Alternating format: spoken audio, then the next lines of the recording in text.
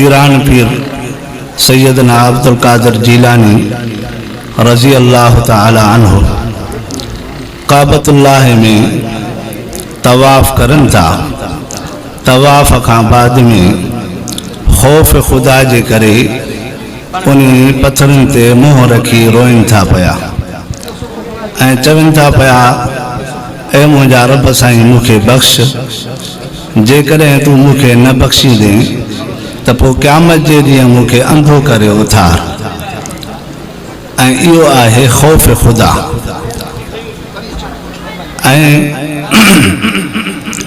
انیت حضرت سائیں جن قصو فرمایو آہے وَلَا تَمُوتُنَّ إِلَّا وَأَنْتُمْ مُسْلِمُونَ تاں تا نہ مرو مگر مسلمان تھی کرے. جڏहिं हिते अंग्रेज़ आयो हिंदुस्तान में पोइ उन वक़्तु उन्हनि खे मुतर्जुम जी ज़रूरत पई, तर्जुमान जी ज़रूरत पई. पोइ हिकिड़ो मौली साहब हुयो मौली रहमतुल्लाह, उहो मुतर्जुम हुयो उन ईसाई जो. छो त उन वक़्तु हिते फारसी जी ऐं फारसी जे करे उहो अंग्रेज़ी न सम्झे पियो. पोइ उन जे करे मुतर्जुम करे उन आलिम सबेर खे रखे. उहो उन सां गॾु रहंदो हुयो. उन सां गॾु रहण जे करे उन जा ॿार बच्चा बि उन आलिम सगोरे सां गॾु रहंदा हुया. ऐं उन जी हिकिड़ी नियाणी हुई ईसाई जी. उन नियाणी खे मौली साहब इस्लाम जी तरग़ीब ॾींदो हुयो. इस्लाम जी तरग़ीब उन जा अहकाम ऐं उन जूं शरफ़ उन्हनि खे ॿुधाईंदो हुयो तां त हू इस्लाम खां मानूस ते इस्लाम खे मुहबत विझे ऐं इस्लाम क़बूल करे. उन जे करे उन नियाणी इस्लाम आंदो ऐं उहा मुस्लमान थी. उन खे क़ुर शरीफ़ पढ़ायईं ऐं उन जे पीउ खे ईसाई खे इहा ख़बर न रही त इहा मुंहिंजी धीअ मुस्लमान थी वई आहे इन आलिम सगोरे जी मोहबत जे करे उन जे सोहबत जे करे. पोइ जॾहिं उहा छोकिरी नमाज़ पढ़ंदी लिखियल पढ़ंदी क़ुर शरीफ़ बि पढ़े लिख में पढ़े पई. कुझु वक़्त खां पोइ उहा छोकिरी बीमार थी पई. उहा वफ़ात करे वई. वफ़ात जे करे वई त उन्हनि ईसाइनि पंहिंजे मसलक मुताबिक़ उन खे गुस्ल वग़ैरह ॾिराए तड़ वग़ैरह कराए उन्हनि पंहिंजे ईसाइनि पंहिंजे क़ब्रस्तान में दफ़न कयो. मौली साहब चयो पंहिंजे मुस्लमाननि खे त इहा छोकिरी मुस्लमान आहे ऐं इन इस्लाम आंदो हो, नमाज़ पढ़ंदी हुई, क़ुर शरीफ़ पढ़ंदी हुई.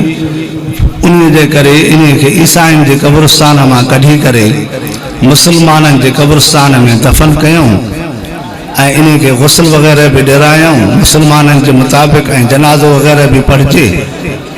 इहा कोशिशि कयूं. पोइ राति जो उन क़ब्रस्तान में विया. उन क़ब्रस्तान खे उहा क़बर खोटे करे ॾिसनि त उते ॿियो शख़्स पियो आहे. उहा औरत छोकिरी न आहे. उन इलाइक़े जो हिकिड़ो शख़्स हुयो जेको हिजरत करे हितां मदीने शरीफ़ हलियो वियो हो. उहो उते रहंदो हुयो ऐं उहो शख़्स उन क़बर में पियो आहे. हीअ छोकिरी उते न आहे. पोइ जॾहिं उन आलिम सगोरे ॾिठो उन खे सुञातईं ऐं उन खां बाद में उहो वक़्तु वफ़ात वारो ऐं उहा तारीख़ ऐं उहो ॾींहुं बि लिखी छॾियईं. अलाह जी कुदरत सां उन खे हज जो मौक़ो मिलियो. हज ते वियो उहो आलिम सगोरो. हज खां बाद हज करे वरी जॾहिं मदीने मुनव्वर वियो उते पहुतो त उन शख़्स जी पुछा कयईं त बाबा फिलाणो शख़्स किथे आहे. उन्हनि चयोसि त उहो त वफ़ात करे वियो आहे. पोइ चयोसि त किथे दफ़न थियल आहे. चए जन्नतुल बक़ीअ में दफ़न थियल आहे. पोइ पुछा कयईं उन्हनि जे पुटनि खां त उन जा अमल कहिड़ा हुया.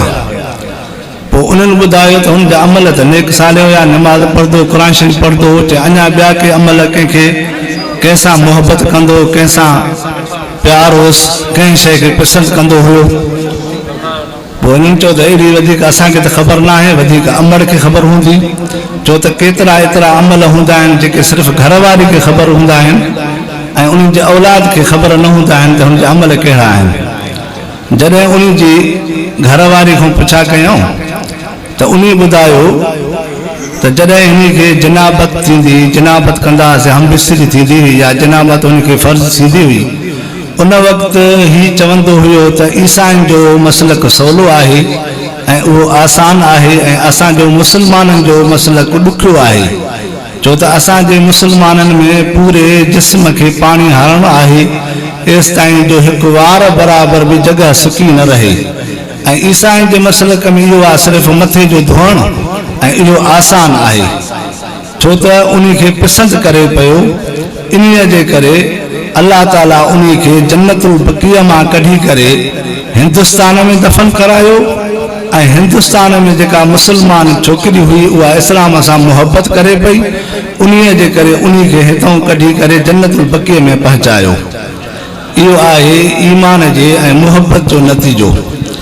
अल्लाह साईं तव्हां असांखे बि उलमा सां मुहबत ॾे, आलिमनि सां मुहबत ॾे, नेकनि सालियनि सां मुहबत ॾे, जेके मदरसनि में पढ़नि था, आलिम सगोरा, तुलबा सगोरा, जेके क़ुर शरीफ़ पढ़नि था उन्हनि सां बि मुहबत हुजे, जेके बि दीन जे शोबनि में ख़िदमत करनि था, अल्लाह साईं सभिनि सां मुहबत अता फ़रमाए, तां त क़यामत जे ॾींहुं बि असां उन्हनि सां गॾु हुजूं। दुनिया में बि मुहबत उन्हनि सां हूंदी त क़यामत में बि उन्हनि सां हूंदासीं। मन तशब्बह बिक़ौमिन फहुव मिनहुम, हदीस पाक में आहे, जेको जंहिंसां मुशाबत रखंदो, जेको जंहिंसां मुहबत रखंदो, उहो उन्हनि सां गॾु उथंदो। अल्लाह साईं तव्हां असांखे आलिमनि सां गॾु उथारे ऐं तव्हां असांखे आलिमनि सां गॾु ज़िंदगी गुज़ारण जी तौफ़ीक़ अता फ़रमाए। ख़ासि करे हिन फितने जे दौर में, अॼुकल्ह पुरफितन दौर आहे, हर तरफ़ खां फितना ई फितना आहिनि, नवां नवां फितना निकिरनि था पिया, छो त हदीस पाक आहे, अदुनिया सिजनुल मोमिन व जन्नतुल काफ़िर। मोमिन जे लाइ दुनिया जेका आहे क़ैद खानो आहे ऐं काफ़िर जे लाइ जन्नत आहे, उनखे आज़ादी आहे। ऐं क़ैद खाने में हर तकलीफ़ूं अची वेंदियूं आहिनि, हर तरफ़ खां मुसीबतूं, पंहिंजूं बिरादरियुनि जूं मुसीबतूं, हुकूमत जे तरफ़ां मुसीबतूं, पंहिंजे रोज़े रिज़्क़ जे तरफ़ां बीमारियुनि जूं मुसीबतूं, सभु मुसीबतूं अचनि थियूं पियूं। हिकिड़ी ॿी हदीस आहे, हज़रत साईं जन लिखियो आहे किताब में, हदीस पाक आहे, इल्लतुन किल्लतुन ज़िल्लतुन।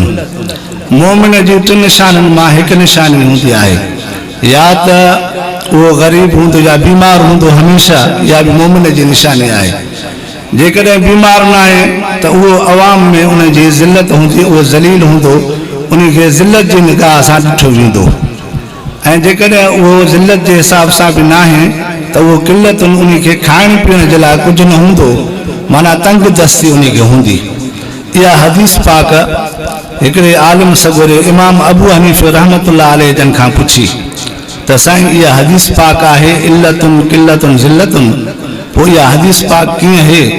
छो त तव्हांजी दुनिया में इज़त आहे, अल्हम्दुलिल्लाह, जाते वञो था तव्हांखे शोहरत ई शोहरत आहे ऐं तव्हांखे आसूत बि आहे, तंग दस्ती न आहे, पैसो जाम आहे, छो त इमाम साहब कारोबार वग़ैरह कंदो कपिड़े जो, अनाज जो, ऐं उनखे अलावा तव्हांखे बीमारी बि न आहे, का बि ज़ाहिरी बीमारी बि न आहे। इहा हदीस पाक कीअं आहे? पोइ इमाम साहब रहमतुल्लाह अलैह फरमायो, इहा हदीस पाक सची आहे, छो त हदीस पाक आहे। पोइ पटको मुबारक पंहिंजो लाथियूं, पोइ पटके मुबारक लाहिण खां पोइ उन जे मथे जो जेको तारूं आहे उहो ज़ाहिर हुयो, उते हॾो ई न हुयो, ॻरी वियो हो। चए मूंखे एॾी तकलीफ़ आहे, सिर्फ़ु रब खे ख़बर आहे, ॿियो मूंखे ख़बर आहे, ॿियो कंहिंखे बि ख़बर न आहे, छो त इहा बीमारी हुई। इन जे करे हदीस पाक सची आहे। अल्लाह साईं तव्हां असांखे हिन आलिमनि सां गॾु उथण जी तौफ़ीक़ अता फ़रमाए, उन्हनि सां मुहबत अता फ़रमाए, हिन फितननि खां अल्लाह साईं असांखे महफ़ूज़ फ़रमाए, आज़माइश जो दौर आहे, अल्लाह साईं उन खां बि महफ़ूज़ फ़रमाए, रब साईं असांखे दीन जी सही सम्झ अता फ़रमाए। बिस्मिल्लाहिर रहमानिर रहीम, अल्हम्दुलिल्लाहि रब्बिल आलमीन, अर्रहमानिर रहीम, मालिकि यौमिद्दीन, इय्याका नअबुदु व इय्याका नस्तईन, इहदिनस सिरातल मुस्तक़ीम, सिरातल लज़ीना अनअमता अलैहिम गैरिल मग़दूबि अलैहिम वलद्दाल्लीन, आमीन।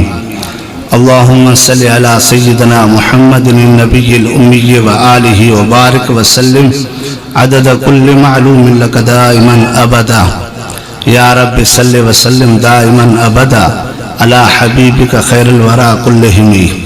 اللهم صل على سيدنا محمد وعلى آل سيدنا محمد صلاة تنجينا بها من جميع الأهوال والآفات وتقضي لنا بها جميع الحاجات وتطهرنا بها من جميع السيئات وترفعنا بها عندك أعلى الدرجات وتبلغنا بها أقصى الغايات من جميع الخيرات في الحياة وبعد الممات إنك على كل شيء قدير. أستغفر الله الذي لا إله إلا هو الحي القيوم وأتوب إليه. أستغفر الله ربي من كل ذنب وأتوب إليه. أستغفر الله ربي من كل ذنب وأتوب إليه. لا إله إلا أنت سبحانك إني كنت من الظالمين. فاستجبنا له ونجيناه من الغم وكذلك ننجي المؤمنين. رب أني مسني الضر وأنت أرحم الراحمين. رب أني مسني الضر وأنت أرحم الراحمين. رب أني مغلوب فانتصر. رب أني مغلوب فانتصر. رب أني مغلوب فانتصر. وأفوض أمري إلى الله إن الله بصير بالعباد. ربنا وسعت كل شيء رحمة وعلما. رب سائیں تجھے رحمت بھی وسیع، اساں تجھے رحمت جا امیدوار ہوں، تجھے فضل بھی وسیع، تجھے علم بھی کشادو ہے. اللہ سائیں اساں تجھے علم جے صدقے، تجھے رحمت جے صدقے اساں تے رحمت عطا فرما. یا اللہ سائیں ہن ادارے کے قیامت تائیں قائم دائم فرما. یا اللہ سائیں جے عالم حافظ سگورا حفظ کयो توں جن دستار بندی کئی ہے، اللہ سے انہن کے قرآن شریف جو متاں صحیح عمل کرنے جی بھی توفیق عطا فرما، انہن کے عالم با عمل بھی بنا. یا اللہ سے جے بیمار ہیں ان کے شفا کاملہ عاجل عطا فرما. یا اللہ سے جے بے روزگار ہیں، رزق کے مسئلے میں پریشان ہیں، اللہ سے انہن جو پریشانی ختم فرما. یا اللہ سے جے مقروض ہیں قرض کو نجات عطا فرما. یا اللہ سے اساں جے دندے میں، کاروبار میں، فصل میں برکت عطا فرما. یا اللہ سے جے بیماری ہیں، اللہ سے فصلن میں بیماری ہیں، مال مویشی میں بیماریاں، انسانن میں بیماریاں، اللہ سے وہ بھی ختم فرما. رب سائیں ہن ادارے میں جن بھی تعاون کیو ہا، جن مالی یا جانی تعاون کیو ہا، اللہ سے وہ بھی قبول فرما. اللہ سے انہن جے بھی رزق روزی میں، مال مویشی میں برکت عطا فرما. اللہم آتیتنا ما رزقتنا، اللہم ارحمنا علیہ رحمت واسعہ. یا اللہ سے اساں جی ہر مشکل آسان فرما، جائز اساں جی مدد فرما. اے مجھا رب سائیں اساں کے اوہ بھلائی نصیب فرما جے کہ حضور پاک صلی اللہ علیہ وسلم جن تو کھاں گھریوں. ان شر فتنے فساد کو، بیمارن کو، تکلیفن کو، آزمائشن کو محفوظ فرما جن کو حضور پاک صلی اللہ علیہ وسلم پناہ گھری. اللہ سے اساں جی جمعیت علماء اسلام کے کامیابی عطا فرما جے کہ عالم سگورا دین جی خدمت جلا خدمت کرن تھا، جدوجہد کرن تھا ڈیہں رات. خاص کرے مولانا فضل الرحمان صاحب جی، اللہ سے ان جی عزت میں مدد نصرت عطا فرما. اللہ سے ان جی کامیابی عطا فرما. یا اللہ سے جے بھی دین جا شعبہ ہیں، جے بھی جے شعبے سے کم کرن تھا پیا، اللہ سے ان جی نصرت مدد عطا فرما. اللہ سے اساں کے شریعت جے متاں صحیح سمجھ عطا فرما، شریعت جے متاں ہلن آسان فرما. یا اللہ سے جے بھی اساں جے متاں رکاوٹوں آہن، نفس ऐं शैतान जो हमलो आहे या हुकूमत तरफ़ां रुकावटूं आहिनि या बिरादरी जे तरफ़ां रुकावटूं आहिनि, रस्मनि रवाजनि में फाथल हूं, अल्लाह से उन्हनि जी बि माफ़ी अता फ़रमा. या अल्लाह से असांजा कबीरा सगीरा गुनाह माफ़ फ़रमा. या अल्लाह से जेके असां अखियुनि सां गुनाह कयासीं उन्हनि जी बि माफ़ी अता फ़रमा. जेके कननि सां गुनाह ॿुधासीं अल्लाह से उन्हनि जी बि माफ़ी अता फ़रमा. या अल्लाह से जेके दिल मां बुरा इरादा थिया, बुरा ख़्याल थिया, अल्लाह से उन्हनि जी बि माफ़ी अता फ़रमा. हथनि पेरनि सां जिस्म सां जेके बि गुनाह कयासीं अल्लाह से सभिनि जी माफ़ी अता फ़रमा. रब साईं तूं पंहिंजे रहमत जो फ़ैसिलो अता फ़रमा. या अल्लाह से असांखे क़ब्र जे अज़ाब खां बचाए, पुरसरात जे अज़ाब खां बचाए, हिसाब किताब वारे अज़ाब खां बचाए. या अल्लाह से असांजे अमलनि में वज़न अता फ़रमा. या अल्लाह से असांजे आमाल नामे वज़न अता फ़रमा. असांखे आमाल नामा सॼे हथ में अता फ़रमा. या अल्लाह से असांजा जेका वॾड़ा फ़ौत थिया आहिनि उन्हनि जूं बि क़बरूं रोशन फ़रमा, उन्हनि खे बि बहिश्त जे बाग़नि मज़ा बाग़ बना. या अल्लाह से उन्हनि जी जन्नत जी मेहमानी नसीब फ़रमा, जन्नत जी पोशाक अता फ़रमा. हुज़ूर पाक सल्लल्लाहु अलैहि वसल्लम जी शफ़ाअत नसीब फ़रमा. یا اللہ سے حضور پاک صلی اللہ علیہ وسلم جی شفاعت نصیب فرما یا اللہ سے اساں سبن کے حضور صلی اللہ علیہ وسلم جی شفاعت نصیب فرما اللہ سے اساں کے جنت الفردوس نصیب فرما جہنم کو نجات عطا فرما یا اللہ سے اساں کے ہنا دینی مدرسے میں دینی اجتماع میں جے کی بھی دعاؤں گھنوں اللہ سے قبول فرما یا اللہ سے جن بھی دعائیں جلا چاہو